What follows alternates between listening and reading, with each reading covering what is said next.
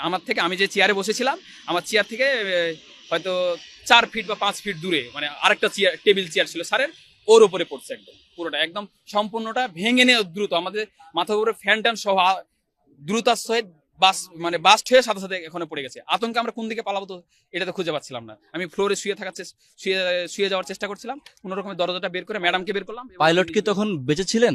আমি ওটাতে খেয়াল করিনি, ওখানে আমি বুঝতেই পারিনি যে ওটা পাইলট ছিল। প্রথমে আমি তো আতঙ্কে মানে ওখানে হচ্ছে ধুলাবালির মানে অন্ধকারে ওখানে কি পড়ছে সেটা কিন্তু আমি মানে বুঝি নাই, বুঝতে পারি নাই। যে মতো হচ্ছে আমি অফিসের মধ্যে বসেছিলাম, বসে থাকা অবস্থায় বিকট শব্দ সাথে সাথে আমার উপরে যে মানে টিন শেডের একটা ছাদ ছিল, ফল ছাদ, ওই ছাদটা ভেঙে গুঁড়ো বালি ধুলো বালি টালি এগুলা ভিতরে একদম বিকট শব্দ। তখন বুঝতে পারছি যে ওপরে কিছু একটা পড়ছে, বিকট শব্দ, বিস্ফোরণ হয়েছে কোনো কিছু একটা। ভয়ে আতঙ্কে কোন দিকে দরজা কোন দিকে কি এটা খুঁজে পাচ্ছিলাম না।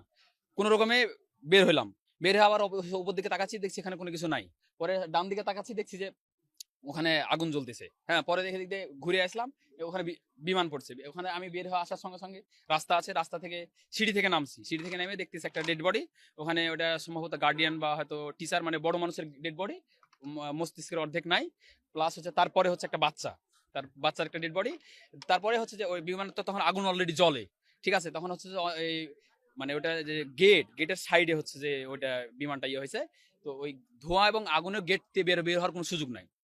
আশেপাশের বাচ্চারা আরো সবাই অন্যান্য ক্যাম্পাসের ওরা সবাই দৌড়ায় গেল, সবাই আসলো চারি সাইড দিয়ে, বাচ্চাগুলোকে দুই সাইডের ইয়েগুলো দিয়ে আপনার হচ্ছে বারান্দার সাইড দিয়ে গ্রিলগুলো, সেনাবাহিনী চলে আসলো তখন। সেনাবাহিনী আসার পর গ্রিলগুলো ভেঙে দিয়ে সাইড দিয়ে তখন মই দিয়ে বের করার চেষ্টা, আশেপাশের বাচ্চাগুলোকে ওদিকে দূরে সরাই দেওয়া, এবং যেগুলো বের হয়ে আসতেছে ওগুলাকে ধরে ধরে হচ্ছে যে আপনার এই অ্যাম্বুলেন্স আর ওই যে যেগুলোতে করে নিয়ে যায় ওগুলা আপনার তুলে ইমার্জেন্সি বের করা, ওগুলাতে আবার আমরা তুলে দিলাম। প্লাস হচ্ছে পরে ফায়ার সার্ভিস আসলো, ফায়ার সার্ভিস আগুন নামানোর চেষ্টা করলো, সেনাবাহিনীরা প্রথম তারপরে আসলো, পরে তখন সবাই তখন চলে আসলো, পরে সবাই আমরা একে অপরকে সকলে। এবং হচ্ছে বাচ্চারা তো ছোট বাচ্চা, ওরা তো আর জানে না যে কিভাবে ব্রেঞ্চের তলে বা টেবিলের তলে লুকাতে হবে বা কিছু করতে হবে, ওরা তো জানে না, ওরা আতঙ্কের মধ্যে। এবং আগুন, বিকট শব্দ।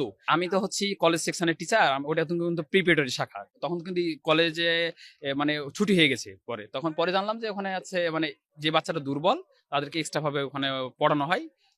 কিছু যেসব বাচ্চাগুলো দুর্বল তাকে এক্সট্রা ভাবে পড়ানো হয়। এমন ওখানে যা বুঝতে পারলাম যে আপনার বাচ্চাগুলো তো বের হয়ে আসছে, হয়তো যে গার্ডিয়ানটা বা টিচারটা, তার পিছনে যে বাচ্চাটা, বুঝলাম যে বডিটা হচ্ছে যে কলেজের বিপরীত দিকে বডির মাথাটা পড়ে আছে, মানে বাচ্চাটা নিয়ে বের হয়ে আসার সময় সেখানে বিস্ফোরণ হয়েছে।